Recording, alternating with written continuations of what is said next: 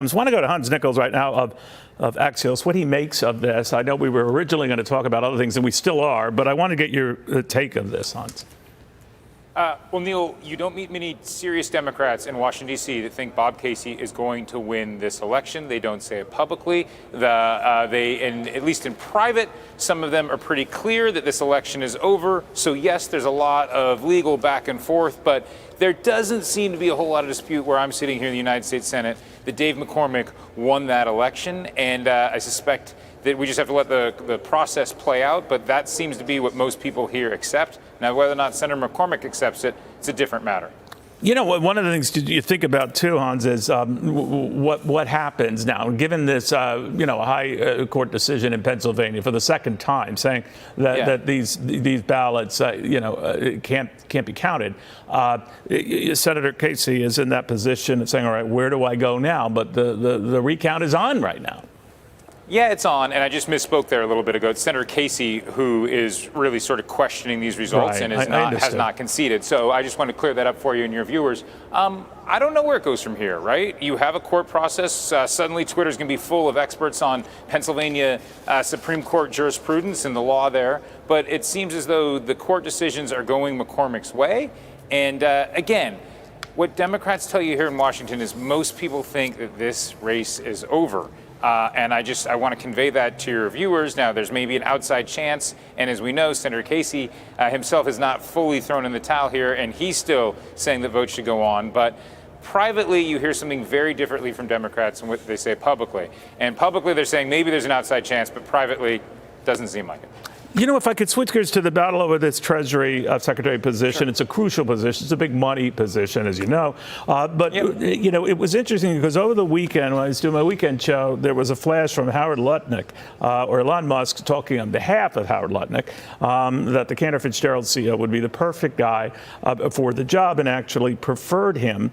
This, of course, occurred when a number of other candidates were merging. And I'm wondering if a lot of that had to do with Donald Trump himself saying, enough of this. Let me step back. Maybe look at this. Don't act and speak on my behalf. And maybe that was where Elon Musk maybe hurt himself and hurt this process. What do you make of it?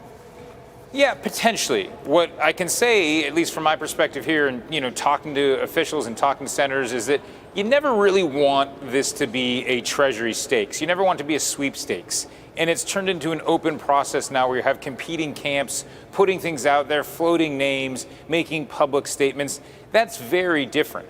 It does tell you than what we traditionally have. It does tell you, though, Neil, that this process is ongoing.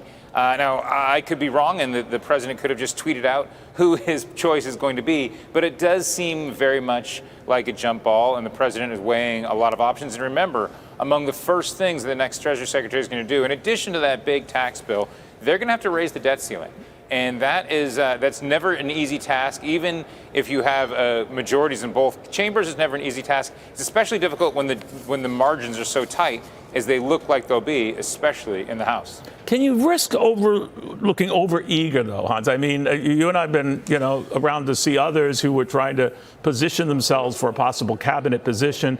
Usually rewarded are the folks who don't do that as much. Right. It's a really good point, Neil, and it's true with most other presidents, where you actually don't want to be on the public list. You want to be on the private list because the private list is the real list. And as you say, you don't want to seem to be lobbying for the position or tooting your own horn. I just recall 8 years ago where we had public tryouts where everyone that was being under consideration would be head up to Bedminster, meet with then President-elect Trump. Remember, this is November, December of 2016, and he would kind of do this public auditioning. It's an entirely different process here, but what is kind of emerging, what's clear is that they don't have a clear consensus on some of them. And the ones that the president clearly knows in the direction he wants to go in, Secretary of State, Secretary of Defense, those decisions are made. Treasury, still up in the air. Got it. All right, Hans, always good talking to you, my friend. Thank you very much. Hey, Sean Hannity here. Hey, click here to subscribe to Fox News YouTube page and catch our hottest interviews and most compelling analysis. You will not get it anywhere else.